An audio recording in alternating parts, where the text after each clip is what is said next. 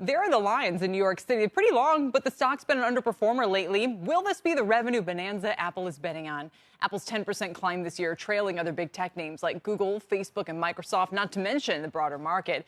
For more, I'm joined by Amit Daryanani. He's a fundamental research analyst at Evercore ISI, who will give us an idea of sales based on smartphone data out of China. And Joanna Stern is personal technology columnist at the Wall Street Journal, joining us with her review of the iPhone 13.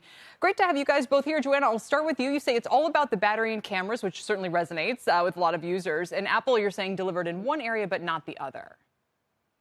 Yeah, I think the strategy is very clear now with Apple when they are doing these upgrades. What matters to consumers? Battery life and taking better photos. Makes sense. On battery life, definitely delivered. I was very impressed with all these phones lasting about an hour to 2 hours longer than the previous 12 model. The big one, the Pro Max, lasted 2 days, like basically 2 days, a little bit less on a battery test, but like close to 24 hours on a battery test. That's nuts. It's also, the phone is basically the size of Alaska, so you have to decide battery life or just giant phone that you have to drag around with you. Where it didn't deliver was on this new cinematic mode. Still things Apple has to work out there, but the cameras itself, pretty impressive. You know, I really think a lot of people are going to go up to that Pro model this year, given the leaps in camera, probably people coming from a 3 or 4 year phone. Plus, on top of that, these carrier deals are totally bananas, just offering lots of money off of phones if you're going through Verizon, AT&T, or T-Mobile here in the U.S. I mean, maybe you can expand on that. Why are we seeing these huge offers? What does it mean, and what are we to deduce about the importance of the iPhone 13 here? Yeah, well, absolutely. Amit, sorry, go ahead. Amit, go for it. I was going to say, at the end of the day, I think the only thing people like better than a new iPhone is a cheaper new iPhone. And, the carrier promotion in the U.S., as was pointed out, I would also argue if you look at China, by the way, the average iPhone 13 is about 8% cheaper than the iPhone 12. FX is a part of it, but they're cheaper. And what this means is this so far has been the most successful phone launch for Apple in the last 5 years, barring iPhone 10. So iPhone 10 was better, but the lead times, the wait time for delivery for the Pro and Pro Max models at 28 days right now, it's been better than any other phone in the last 5 years except for the iPhone 10. Well, okay, so which put differently means it's the best phone in like 2 years or 3 years, right? So how much better is it than previous launches, and what's priced into the stock? I mean, why do you think the shares have been underperforming lately? Yeah, listen, the underperformance, I think, was really pinned on one fear, which is iPhone 12 did really well, and the next cycle after iPhone 12 may be disappointing, so I need to pare back and wait and see how things stack up, right? So I'd say there's a lot of fear, Kelly, into iPhone 13 that this could be a down cycle, revenues and units could be down.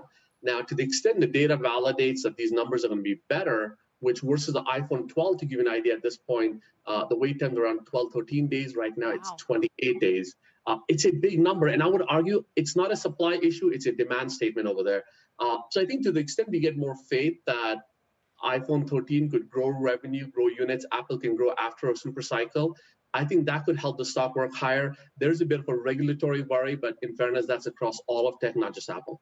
And I know you have a $108 price target and outperform on Apple. It's really interesting that you're saying that 13 is a fear cycle because it was supposed to be the hangover. Joanna, does that resonate with you that we could actually see decent demand for this phone? If so, why? And can I add, you look amazing. Are you on an iPhone right now, or is this a webcam? Or I'm just curious about the cinematic funny enough, mode. I am on an iPhone, but I'm not on cinematic mode. I'm on an iPhone 11 running special software that plugs into my computer. I have my CNBC setup down, Kelly. We can talk about it after the show if you want, though you've got real pro cameras in front of you. I think actually what Amit was saying was really interesting, right? There was this fear about this, that people wouldn't upgrade. And I think that is exactly why we're seeing these deals. We saw them on the 12, but now the deals are, if you trade in your 12 for a 13, you get $1,000 off, right? So basically you get a free phone if you're going for the Pro phone. So these are incentives to get people to upgrade every year. And that's why I dwelled on in my review why this is an incremental upgrade. Do we need this new phone every year? Certainly there are some, the early adopters, who get a new phone every year. I am guilty.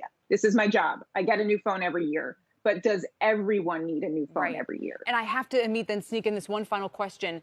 Why are the carriers subsidizing everybody to make this upgrade? We've talked to people in the last few weeks. Why is 5G that important to them? Why is this so important as a loss leader? Yeah, no, it's a great question. And I'll say this, Bobby, this phone is important to the 900 million iPhone users that are not on 12. For them, it's a much bigger upgrade than it's from 12 to 13. But the reason carriers want this is if you think about carriers, they've invested multi-billion dollars buying C-band auctions, putting out the 5G infrastructure. So they've laid out a lot of CapEx, Kelly, to build out this 5G infrastructure. Now they need to get users in and get us to hopefully pay up for 5G. And the best way to get users and subscribers is a new iPhone for them. I mean, it sounds great if you're Apple. It's like, okay, they're going to pay for it. Everyone gets a phone upgrade, and Apple and the users all benefit. And maybe at some point... The carriers will hate me for saying this, but if you turn off 5G, you get better battery life. So... they may not care. I don't know. They probably figure, well, we've got people on it and makes our numbers. Obviously, 5G still has a ways to go, but this is a fascinating dynamic. Joanna Stern, Amit Daryanani, thank you both for joining us today. We really, really appreciate it.